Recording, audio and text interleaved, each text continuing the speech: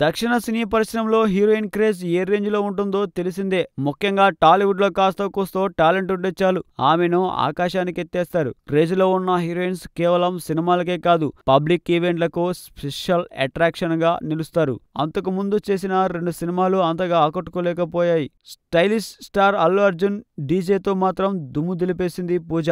Harish Shankar direction లో వచ్చిన దువ్వాడ జగన్నాథంలో పూజ glamour అదనపు ఆకర్షణగా నిలిచింది. సినిమా హిట్ తో అమ్ముడి స్కిన్ షో కూడా భాగమైంది. తెలుగులో ఈ క్రేజ్ ని ఊహించని పూజ తన డిమాండ్ ను అమాంతం పెంచేస్తుందట. రీసెంట్ గా ఓ షాప్ ఓపెనింగ్ కోసం పూజ 10 లక్షల దాకా డిమాండ్ చేసిందట.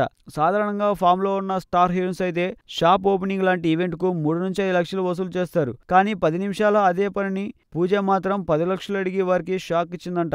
అమ్మడు చెప్పిన రెమ్యునేషన్ కు చుక్కలు కనిపించడంతో సైలెంట్ గా వెళ్లారట నిర్వాహకులు. అంతేకాదు, డీజే తర్వాత బెల్లంకొండ శ్రీనివాస్ సినిమాలో హీరోయిన్ గా చేస్తున్న పూజ హెగ్డే 1.5 కోటి రెమ్యునేషన్ అందుకుంటుందని టాక్. సో ఈ లెక్కన టాలీవుడ్ లో మరో స్టార్ హీరోయిన్ గా పూజ హెగ్డే అవతరించినట్టే అని సినీ విశ్లేషకులు చర్చించుకుంటున్నారు. ఈ వీడియో మీకు నచ్చినట్లయితే సబ్స్క్రైబ్ చేయండి. ఫిలిమి స్టార్స్ బోలెడంత న్యూస్ బోల్డ్ గా.